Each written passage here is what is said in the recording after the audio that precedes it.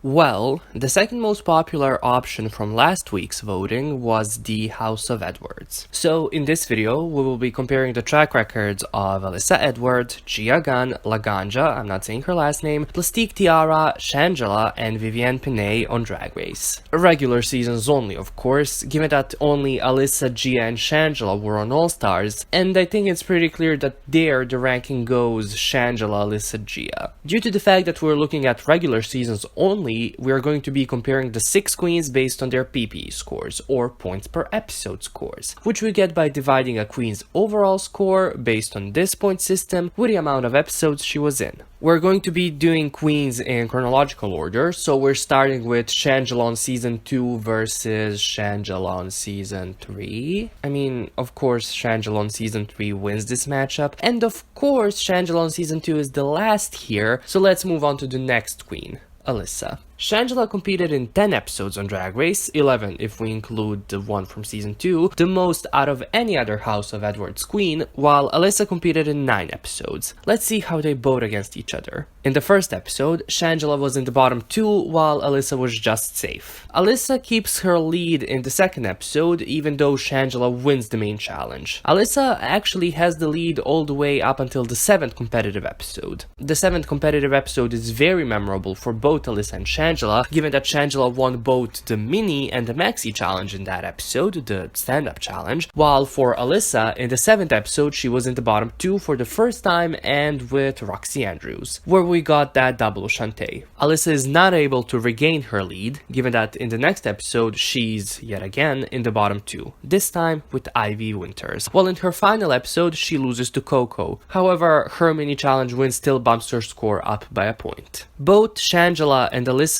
as you can see, were in the bottom 2 in their 9 competitive episodes on the show. However, Shangela survived the lip sync, but she didn't survive the lip sync in episode 10. So Shangela's at 28 while Alyssa at 23. Once we divide their scores by 10 and 9 respectively, we see that Shangela is at 2.8 while Alyssa at 2.5, where the 5 is a recurring decimal, meaning that Shangela progresses and the matriarch of the House of Edwards is out. Next up, Shangela goes up against Vivienne Pinay. Vivi was only in 4 episodes, and her time on Drag Race was not so stellar. She was safe, part of the high team, low, and then eliminated alongside Honey Mahogany, whom I still want to see on an all-star season. This brings Vivi's overall score to a 9, which divided by 4 gives her a score of 2.25. Shangela is unbothered. But will she stay unbothered when she goes up against Gia? So Gina Gum was on 4 episodes, just like Vivi, however her track record is better. She was high twice in a row, then safe, and then eliminated. Thus, her overall score is 11, while her PP score is 2.75. She almost beat Shangela, but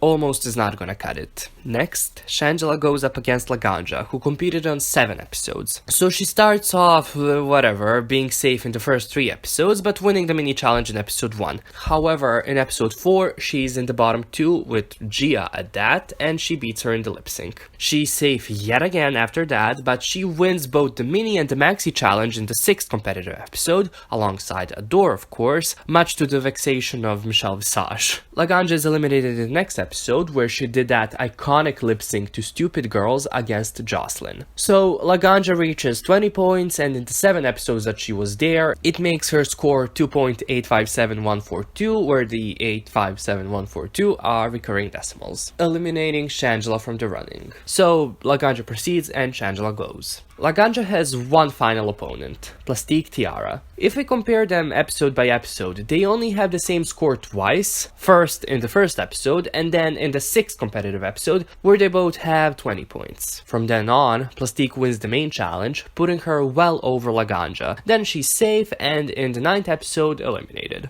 It's interesting to note that 28 points is the largest overall score in the House of Edwards, held by Plastique and Shangela. However, it took Plastique less episodes to reach it. Plastique's PP score is 3.1, where the 1 is a recurring decimal. So here's the final ranking. Plastique is in the first place, not at all closely followed by Laganja. In the 3rd spot we have Shangela on season 3, of course. Shangela on season 2, as I've already said, is last. Gia is actually in the 4th place, while Alyssa is 5th. Had it not been for Vivi and Shangela's stint on season 2, Alyssa, the mother of all other queens, would have been last here, which kind of makes sense. You expect the future generations to always be better than the previous. So yeah, only one person is above the safe mark of 3, which just shows you that you don't have to be great at Drag Race to be liked and remembered. This video's pick of Victoria Beckham is this one. Okay, thanks, bye. Oh, I still know how to do it.